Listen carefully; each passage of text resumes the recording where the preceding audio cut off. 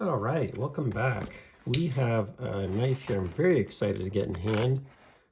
First, I think this is the first knife available from this company, but this just came in from, I think it's called Golden Designs or Golden Designworks. Let's see if we have a little more info once we get into the box.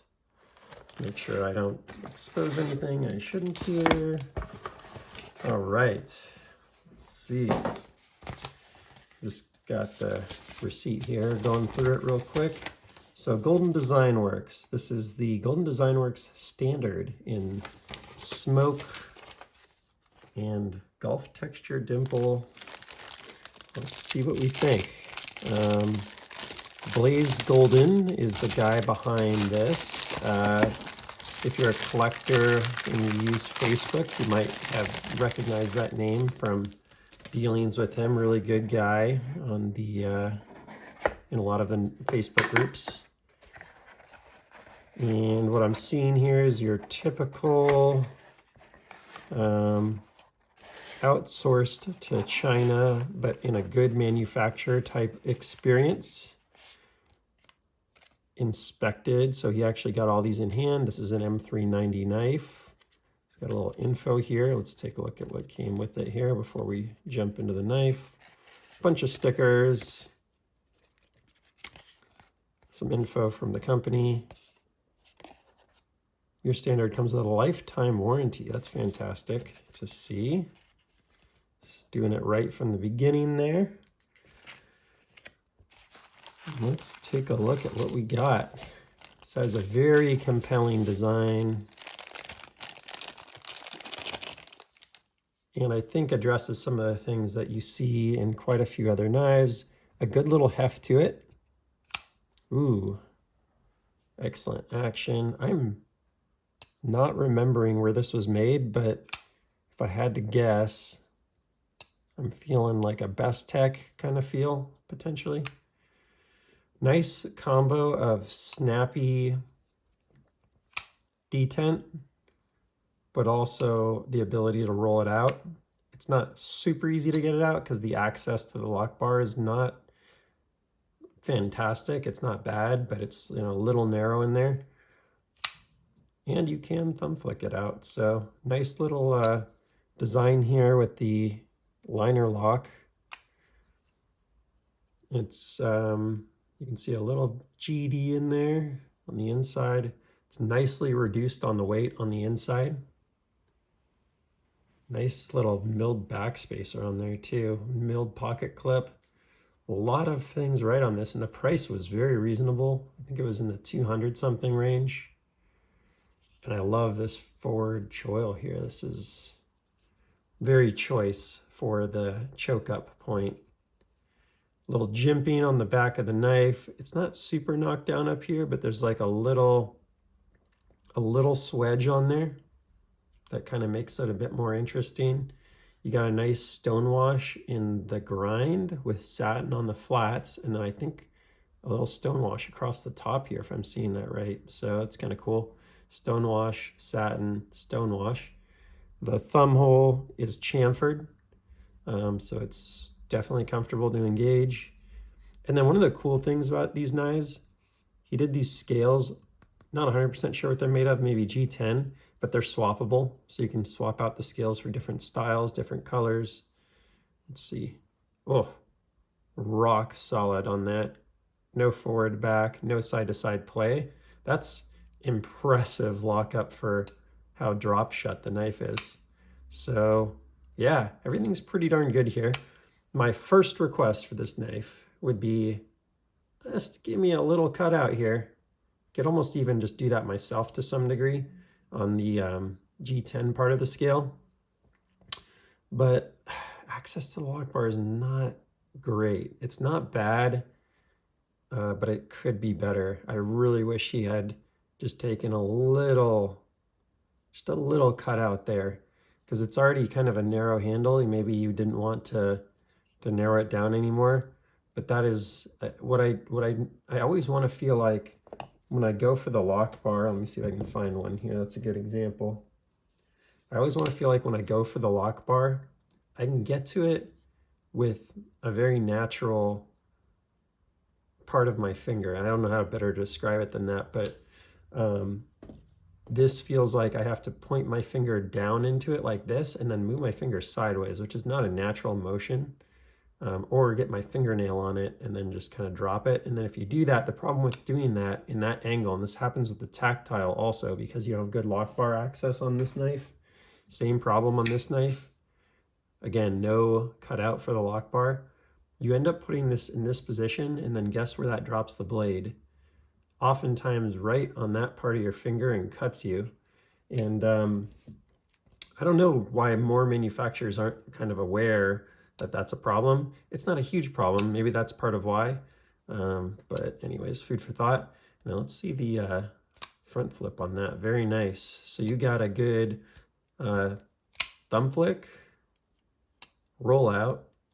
Again, not great on the rollout because that cutout's not there. If that cutout kind of came across here, you could really get to it. Reverse flick, and then front flip. Very cool. I'm really impressed with the solidity of this knife, the action. They're really good. There's a lot to like about this knife. And as our friend Lefty loves to say, I don't know if it's actually dead nut center. It's just a tad off, unfortunately. It's not far off, but just, gosh, I don't know. Maybe from this angle, it actually looks like it is dead nut center. Maybe it is. Yeah, actually it is perfectly centered. Can't tell if it's because I pushed it. But yeah, it's pretty darn well centered. Good enough.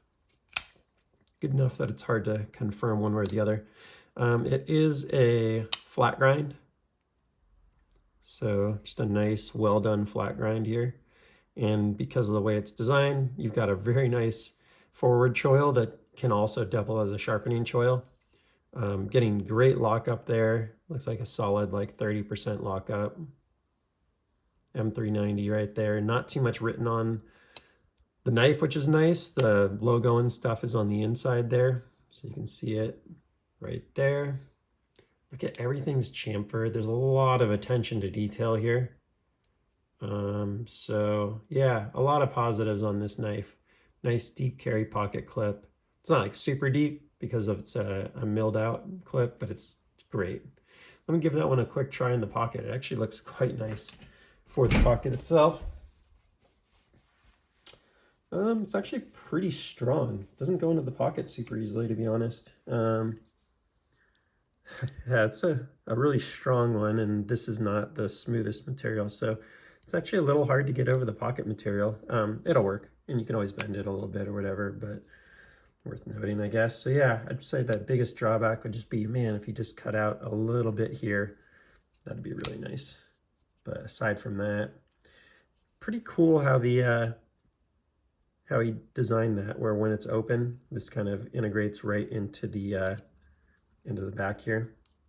I'm trying to think of what exactly he's going for with that when it's closed, but I guess it kind of transfers over. It's a nice little geometric play, I'd say, would be like a good description of it. Little, gosh, there's a lot of good about this, but you know, the shape may be a little polarizing for people, but good knife overall, really similar to like a quiet carry Waypoint or something like that. A little bigger than your tactile rock wall. So there's a tactile rock wall to compare. Sorry, I should have done this towards the beginning. Here's a Demco 8020.5 to compare. So really in that size range. It's a nice little like drop point blade shape. Looks like they did maybe some Damasteel versions. I saw that there was one with like a nice carbon fiber overlay. That would be pretty cool. Kind of spice it up a little. It's a little plain Jane, although I do like the texturing on the scale, which is very unique here. What other ones could I compare this to on size? You got your Wee Banter to compare to. And how about a CGRB Pyrite to compare?